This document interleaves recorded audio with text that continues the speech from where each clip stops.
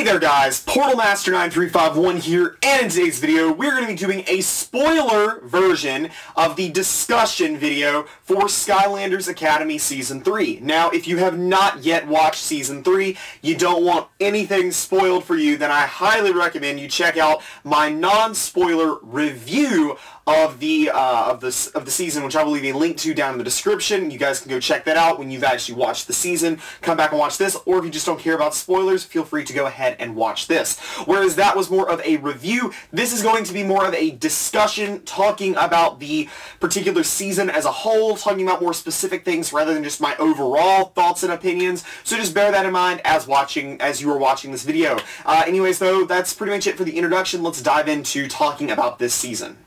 So overall, honestly, not a bad season, but as I said in my review video, a lot more could have been done. I really liked the way that certain characters were portrayed. Cassandra was a really good character in particular. I really liked the way that she got to build the relationships with each of the Skylanders, had to prove her loyalty to Eruptor, had to form that closer bond with Stealth Elf. I really liked that. The one thing I really didn't like about Cassandra that's just annoyed me the entire season was the explanation about how Cassandra became evil. That's something that doesn't make any sense to me. They basically said she became evil because she tried to lock Strikor away.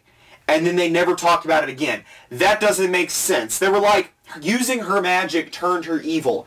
I'm sorry, what? That doesn't make sense. I didn't like their explanation as to why Cassandra became evil. It could have been something along the lines of, from his prison, Strikor corrupted Cassandra. It could have been something different. I didn't like that explanation that they used because it didn't make a whole lot of sense in the grand scheme of things. And then they went and tried to go like, oh, Cassandra has always been good.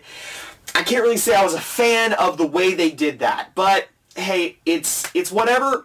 Didn't particularly like that though, but she was a good character overall. I liked also the way that they did the whole Eon is actually Chaos's dad thing. You know, previously it was thought that Eon was the uncle of Chaos, and they say that in the very first episode. He's like, yeah, so Strikor's my brother, and Cassandra and Strikor are his father and mother, and that's how Chaos came to be. And then at the end, of course, it's revealed, oh no, Eon is actually Chaos's dad. I liked how they did that. I feel like there could have been a little more foreshadowing as to that Eon is Chaos's dad. The fact that it's not even talked about at all between the 1st and 13th episodes are kind of a little annoying, and they just kind of pulled it out of nowhere. It was supposed to sort of be a big reveal a la, you know, I am your Luke, I am your father sort of thing, is what it's supposed to, look at the shirt I'm wearing. That's what it was supposed to be. I don't know that it worked, but I did like that they saved that until the end, and that was one of the few surprises that was not actually spoiled in the trailer. I feel like a lot of the cool moments in Season 3 were in the trailer. They took all the highlights of the show and went ahead and showed them off in the trailer. The Conkertron, you know, Coco, all of that was in the trailer. Like, most of Coco's action was in the trailer because Coco is on screen for 2 minutes. 2 minutes! I don't actually know how much, but not a whole lot. So that annoyed me, that like all the good moments from the show were kind of in the trailer, and there wasn't a ton of surprise.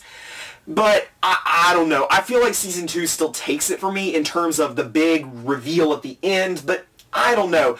I just feel like there was too much shown off in the trailer, and they should have shown off a little bit less. You know, normally I don't like to say, oh, they showed too much in the trailer, because you never know what's actually going to end up getting revealed, you know, later on in the show. But it seems to me like they showed almost everything in the trailer, and that again annoys me about the season. Again, good season. The good moments were good moments, but the fact that they showed the battle between Dark Spyro and Spyro in the trailer kind of spoiled the whole episode of Split for me. I mean, some people thought that, you know, the two of them would be, you know, it was in their head or something like that, but in reality it was just Split. But like, the battle scene was spoiled, and I don't know, y'all, wasn't a fan of the fact that they did that. On the topic of the Spyro versus Dark Spyro fight scene, though, it's easily one of the best fight scenes in the entire show. I loved that it showed the dichotomy between the two. It showed the personality split, it showed the power split, and it showed just how the two of them were not the same at all. What I didn't like was that following the battle scene, there was no more mention of, hey, Dark Spyro used to be a thing. It's not very well explained what happened to Dark Spyro. Did Dark Spyro get blown up? Or did he just disappear? Did he escape? That's not explained. And I am not terribly a huge fan of the fact that they don't explain that. Personally, I think that they could have done a much better job at finishing up the fight scene. I don't know, but the fight scene itself was very, very cool, in my opinion. Part of the issue that I also had with this entire show was that a lot of the entire season seemed to just be focusing on Dark Spyro's failures to unlock the Wumpin' Puzzle Cube.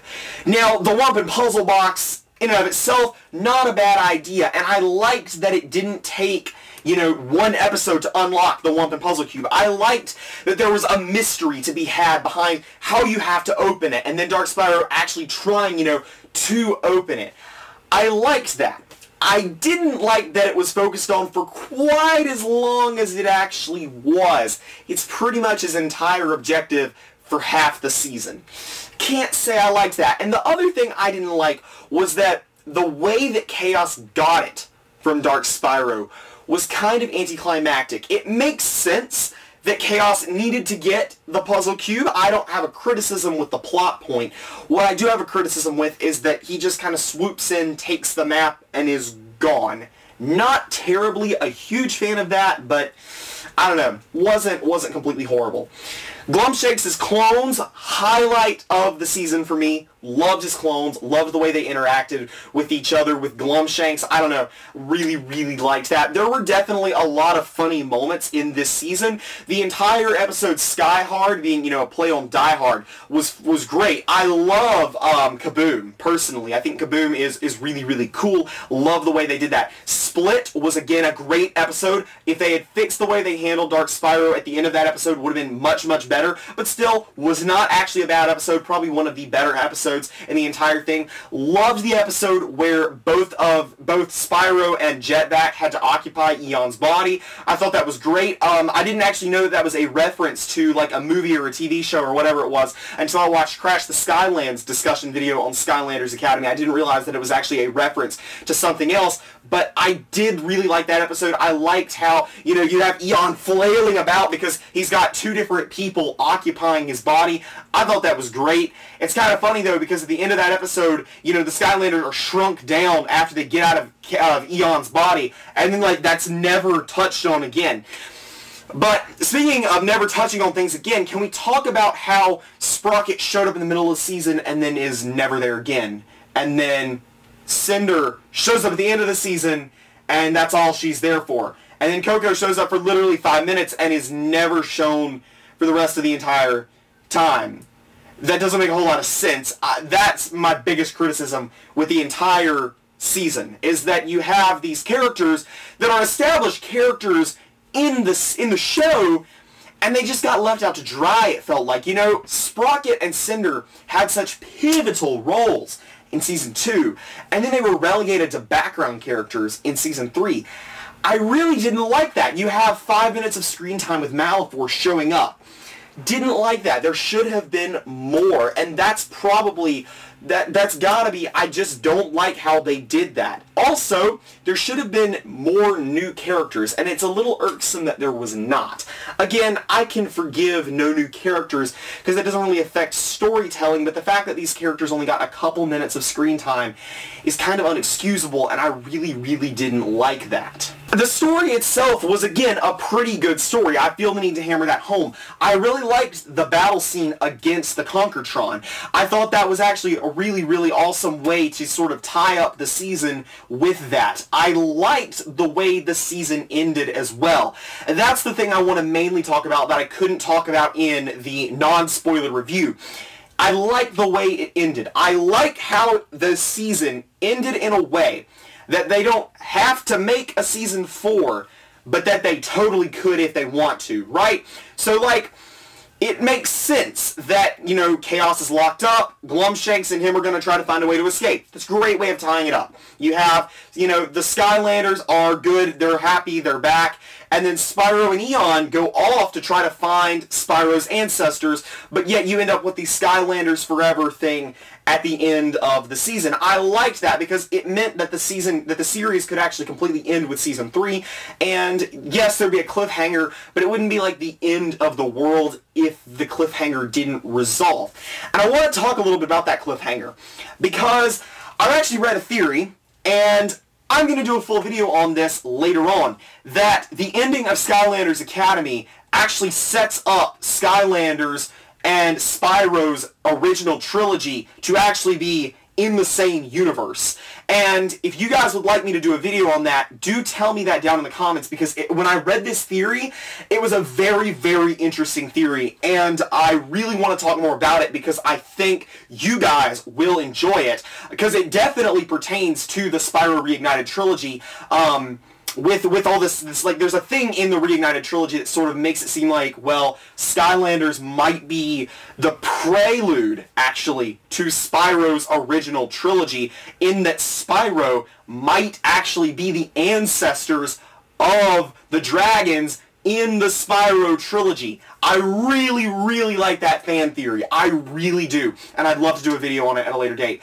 But the ending of this season makes it where they could actually do two things. They could make Skylanders Academy Season 4 without Spyro.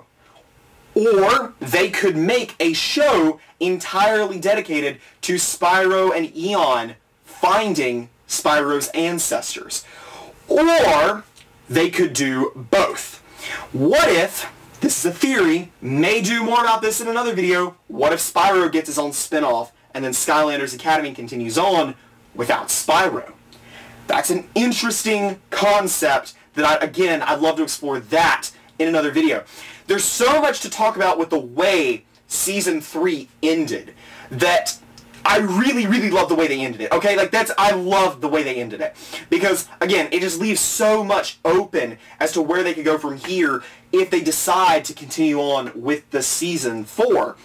But, you know, we don't really know if that's going to happen or not. So, I guess I'll stop talking about the ending, because we don't really know what's going to happen next. But just trust me when I say I liked the way it ended, and I think there's a lot of ways they could go with it.